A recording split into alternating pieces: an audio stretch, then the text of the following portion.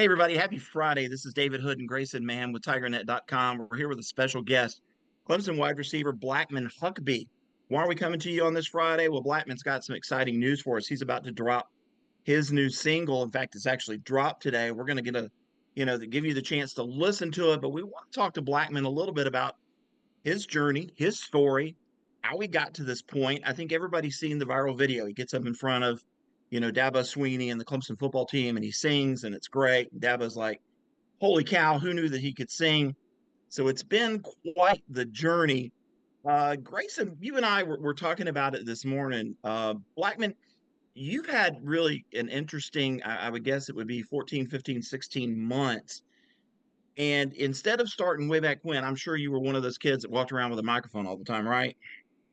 Not necessarily, but a little bit. But you suffered an injury, in the spring game. What was that like, and what was that recovery like, and hearing, hey, I might lose my leg. Yeah, so all of that was super sudden. I got hit in a practice. It was a scrimmage, and so Yeah. thought everything was fine. Kept scrimmaging. Hung out that night, normal things. But I woke up at 4 in the morning and my leg was like massively swollen, like not normal. And so I called the trainers. Michael Tang, he had just gotten here from the Kansas City Chiefs maybe like 5 or 6 days prior. We barely even knew each other. And I was like, hey man, like you got to come and get me. Like I think I tore my ACL. Something's wrong. Crazy swollen. He checks me out and he's like, well, you didn't tear your ACL. And I'm like, that's good. He's like, well, no, it's not necessarily good. We need to go to the ER right now.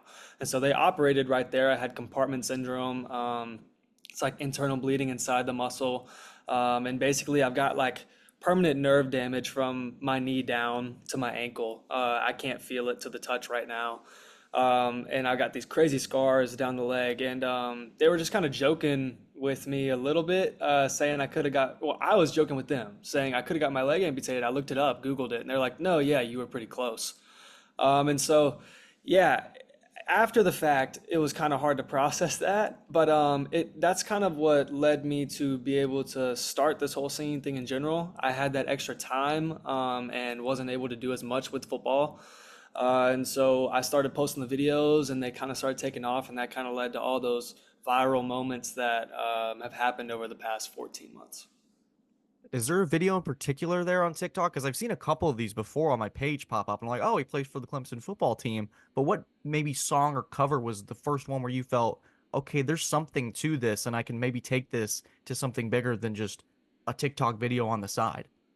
Yeah, so initially when I created the account, I was trying not to incorporate Clemson just because I wanted people to like my voice for me, and not just because I played football here. And I had a couple get like close to a million. I had one go over a million and then like 500, 600,000. I had John Legend duet one of my videos before I even incorporated any of the Clemson stuff. So I felt good at that point to be able to say, okay, I really want to share the Clemson aspect of my life now because that's obviously very special to me. And it was a perfect opportunity to do it at that meeting, which I didn't even plan on doing that. He put me on the spot, like David said, and that Tennessee whiskey clip is kind of what went viral and led to the national anthem performance and the Sports Center appearance stuff and all that. So what led you to decide, hey, I think I'm going to try out for American Idol? They just kind of reached out, and I had a little bit of a little dealing with them or whatever that I can't really go too much in depth with. But Sure. those shows, I think, are scouting constantly, and I think as far as the mold goes for television, I feel like I've got like a pretty unique background to where they can pull on a couple things, and then talent-wise, they can pull from that as well. So. Maybe those things are in my future. We'll see.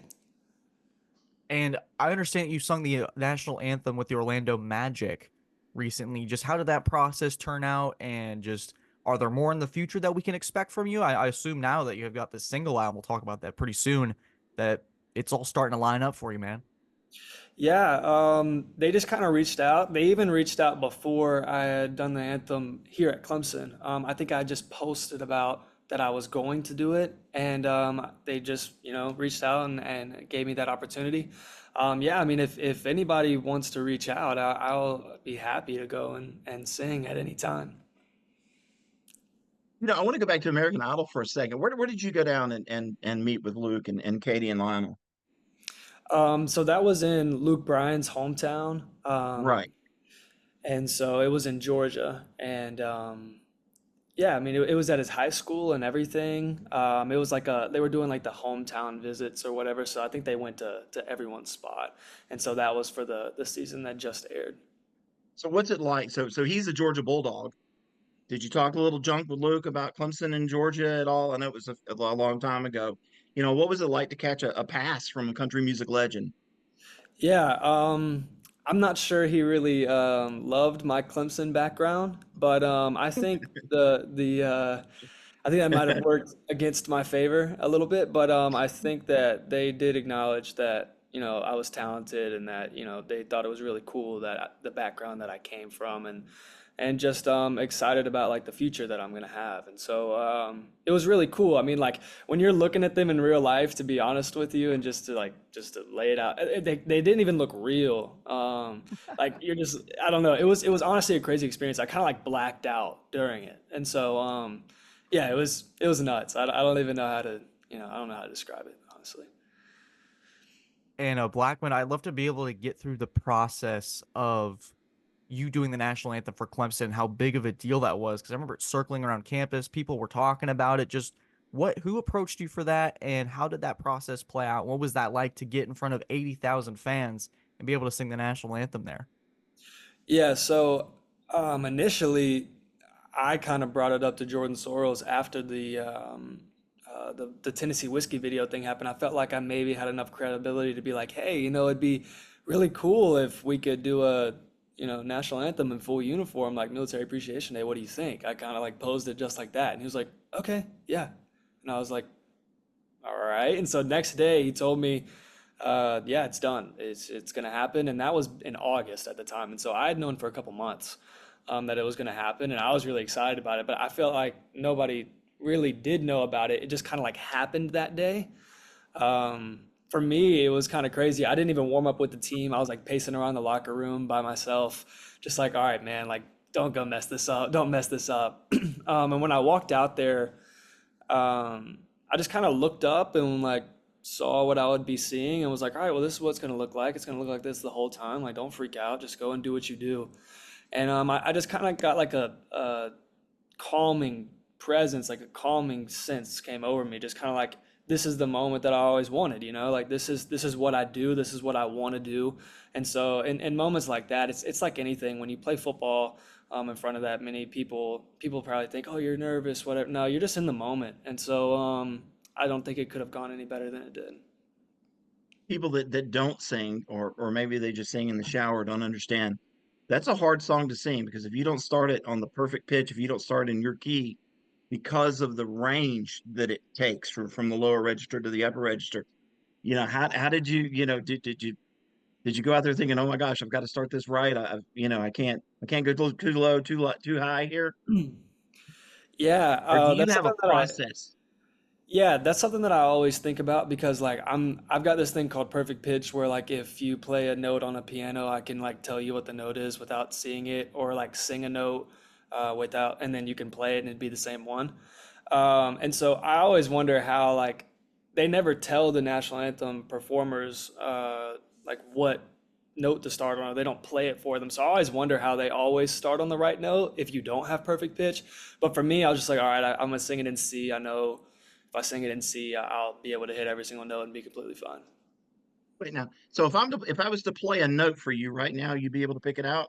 You think? Yeah, I should be able to. Yeah. All right, now hang on. We're gonna put this to the test because See if it well, works. hang on here. That's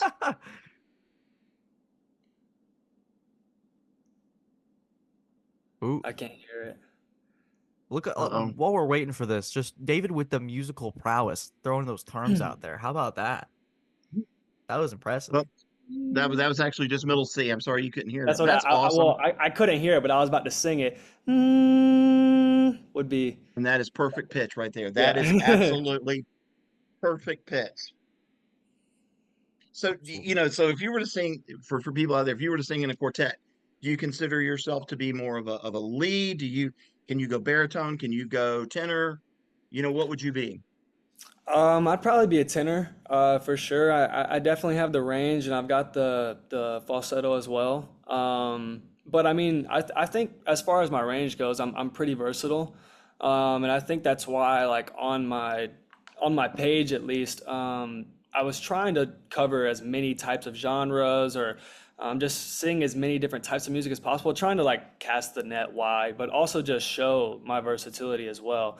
And I feel like in this first single, each where the intro to the first verse, to the differentiation in every single hook, to the flow differentiation in the second verse, to the mode switch into the bridge where it goes from C minor to C major, I felt like I really just poured my whole brain out, ADHD brain all over the place, but made it cohesive, and made it all work. And I think, down the road, this song's gonna sound even better when y'all hear, the other music that I have as well. And I think you're just gonna be able to understand my direction a little bit more. But as far as, the song goes, I feel like it's in that pop R&B cross, and it's smooth, and it's very modern, and it's very much me. Yeah, and we'll get into that how that process works, Blackman, and just where does the idea come from? Because not anyone can just pop this 2 minute music into their heads and have it all translate the way they want to. Did you have to approach anybody? Was there like a process? And we'll have it on the YouTube background. It's out on all platforms, guys. If you want to check it out for sure. I listened to it right before we started. It's great, man. But what's that process like? And sort of getting the lyrics, the everything. Like I'm sort of probably not explaining in the best way, but that's what we got you here for. Yeah, so just backing up a little bit, the whole rollout of this happened because I saw this dude on TikTok. His name is Blake Pearl. He was just on American Idol. He was a wide receiver for the Vikings, NFL, Mhm. and he got hurt, had a career-ending injury, and started doing music. And I think he started doing it in 2021, and I just saw the video in 2023, and so I was like, this dude's a lot like me. Like, let me reach out to this guy. I really like the production of his music. I'm looking for a producer. I really want to get started, and so reached out to him. I asked him if I can get his producer's information. Ended up getting the information, and then from then on, after one phone call, we just started going to work. And the way that we were doing it was that we would build. He's located in Minnesota, so we would build remotely, kind of like how we're on Zoom right now. But it was like I can see his computer screen and I can hear everything that he's doing. It's on this program called Muse, and so we would build the instrumental. I'd take that instrumental, going right to it. I would record every bit of the demo vocals here in this podcast studio right here in Clemson in the cab connected to the indoor facility. Send them over. We'd build it to a certain point where we like it and where it sounds good and we're like inspired to keep creating. Once we finished that process, it was time to get the real vocals done. So I flew out to his studio, recorded the real studio vocals, got all that done in a weekend, which is insane. That is like 11 hours a day of work for like each song. It's pretty crazy, and your voice gets super tired, and but it's so fun. I mean, it's like you're just creating, and it's super awesome. Flew back, built the rest of the song remotely. Going from the background vocals to the mix to the master. The guy who actually mastered this song was or is one of the top mastering engineers in the country. He just did Billie Eilish's last album that just dropped. SZA's last album. He's done work with Taylor Swift, Harry Styles, like the top of the top. And so that's just through a producer connection. So really lucky to have that level of sound quality. Everything's industry standard. But as far as just like creating the lyrics and stuff, I never really know what I'm gonna write about before. I let the music kind of speak to me. This song, like no joke, I was in the Chick-fil-A parking lot waiting for my food because it takes forever. Y'all know how it is. And I actually like I didn't rap obviously, but like I like freestyle or free verse the entire first half of the song up until the second verse, and I was like, okay, wait, that was actually kind of good. Went home, voice memoed it, and then finished writing the song the next day. And so like sometimes it just comes to you in spurts. Like I just wrote a song the other day driving back to Clemson, like a full 3.5 minute song. And so it just kind of comes to you. And like when you know you've got something good, you've got something good. You just got to keep rolling with it. Um, just let that ADHD brain go all over the place, you know? Kanelski or Greenham is the engineer? Which one? You said Yeah, which one? Kanelski or Greenham? Which one? Oh, it Who is was the guy? the mastering engineer was Dale Becker. Oh, Uh, yeah, okay. the producer, engineer, composer is his name is Zach Fody. So when you sent it over to me this morning and I saw the name, the title of it, Run With Me, seeing what you've had to go through to get back out onto the field, is there a little play on words there? Does that mean a little something extra to you? I'm sure that had in the back of my consciousness that had a little bit to do with it. I thought it was really funny. My roommate was like, "The song's called Run With Me, but in the cover art you're sitting down." I'm like, "Dude, my legs hurt, man. Like I can't, I can't go out here and run, bro. Like, especially at that time. I mean, I had just had I didn't just have this compartment syndrome. This left leg right here, I've got a rod from my knee down to my ankle. I broke my tibia the Notre Dame week last year. So even when I did the national anthem, I had a broken leg the whole time. And so, I mean, obviously that didn't like play a role in the singing or anything, but at that time, just timeline wise, that's what was going on. And so when I wrote this song, it was probably back in December, January. We recorded it in February. All right. So I guess tell everybody. So everybody can listen to it today. They can download it. Tell us how to go about that. Tell us where to get it. Yeah, wherever you listen to music, it's available. You can find it just by searching "Run With Me," Blackmon. My artist name is it's Blackmon, no Blackmon Huckabee. Yeah, it's anywhere. I even posted a visualizer on YouTube. I posted a lyric video on YouTube. I'll be promoting it heavy on all my socials. All my socials are just at Blackmon Huck. But yeah, anywhere you listen to music, you'll be able to find it. All right. I I think think it's fantastic. think that does it for us, David, does it? It does. Blackman, man, we appreciate it so much.